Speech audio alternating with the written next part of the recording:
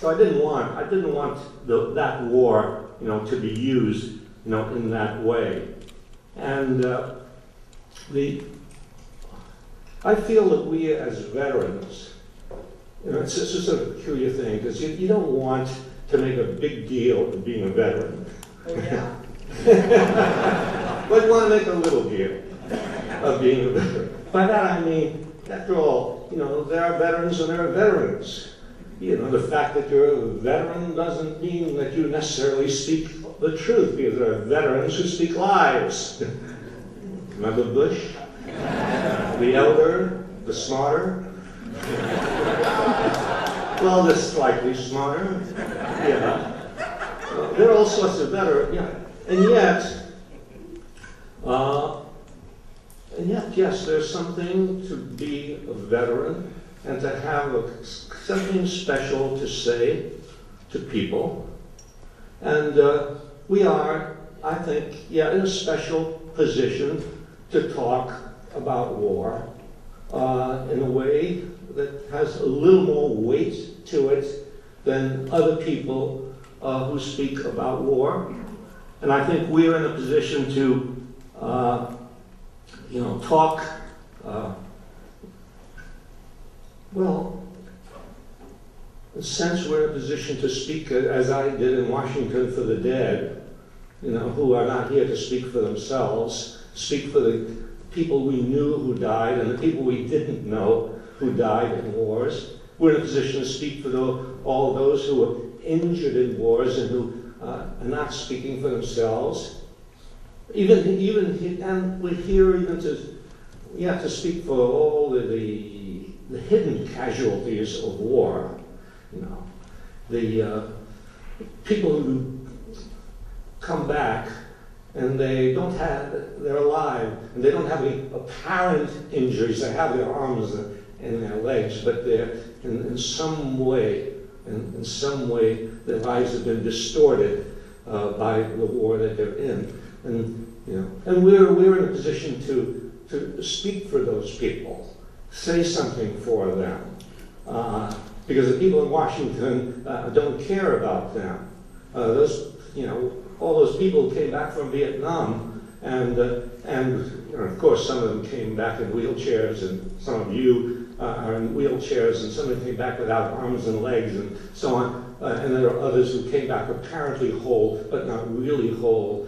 And I remember being startled when I read that statistic, which I'm sure most everybody knows, and which shocks you when you read it, that more veterans since the Vietnam War, more veterans have committed suicide than died in the war. You see, it's a shocking thought, you see.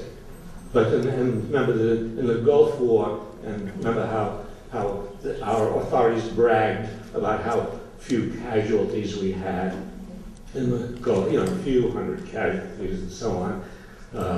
But in the 10 years that followed the Gulf War, thousands of veterans of the Gulf War died, according to the Veterans Administration.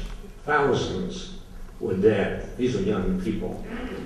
And 200,000 of the 600,000 Gulf War veterans, and this is according to VA figures, 200,000 applied for disability, and 150,000 of them were granted. So yeah, these are all the casualties of war. And we're also in a position, I think, although this is something that isn't done, really, it certainly isn't done by the military high brass, and it isn't done by the White House high brass, and to remind people not just of our casualties, but of the casualties on the other side, which we don't think of.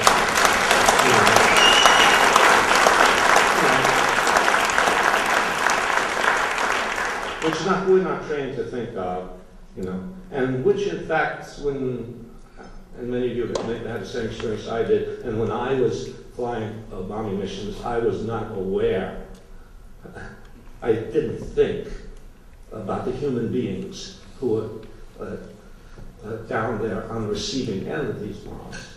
Simply didn't think about them. And we can understand, those of us who have that experience can understand how soldiers can commit atrocities. Ordinary soldiers can commit atrocities and not think about what they're doing. But we're away from that now. We can think about it, and we can talk about it, and it's our duty to talk about the people on the other side who are the victims of our wars. So, something special, that we need to do. And of course, we're in a position to talk about the reality of war. And by the reality of war, I mean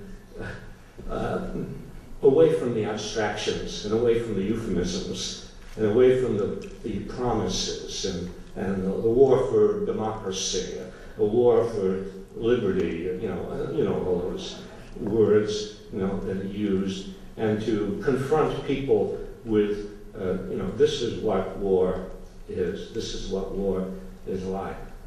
We're in a better position to expose the lies of the government.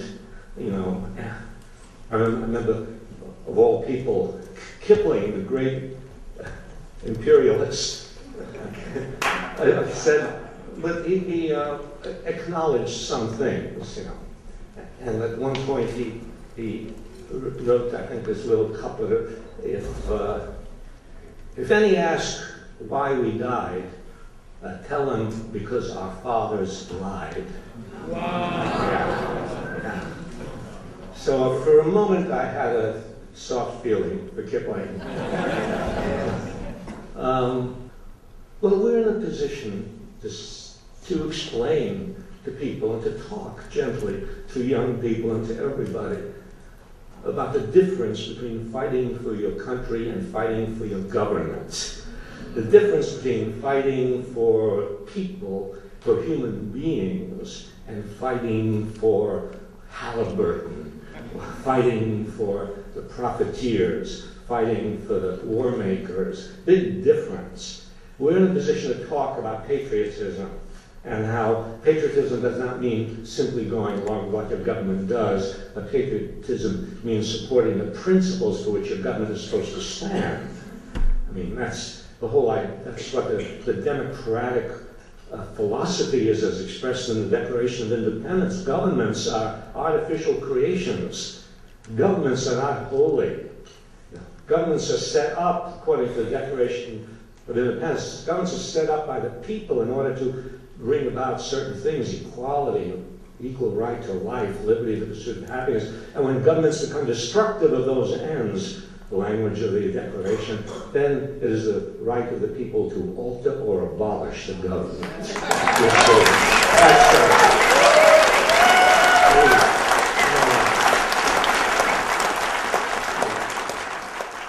I think we can also, we're in a position to talk about heroism. Because there's all this, World War II, of course, is the greatest generation, and we've been absolutely submerged in World War II nostalgia and the landings on D-Day and the Band of Brothers and all of that, and somehow there's something about that, which is sort of very troubling to anybody, anybody who really thinks about what heroism is. I remember when I left the Air Force, I got this letter from General Marshall, personal letter addressed to 16 million guys and a few women who had been in the military. And a letter, thanked me, congratulated me for being part of this great effort to win the war, and how now it was going to be a great new world. After all, 50 million people died in the war, the last sacrifice. It has to be a great new world. Well, as we know, it has not been a great new world. We've not seen the end of war. We have not seen the end of fascism. We've not seen the end of militarism.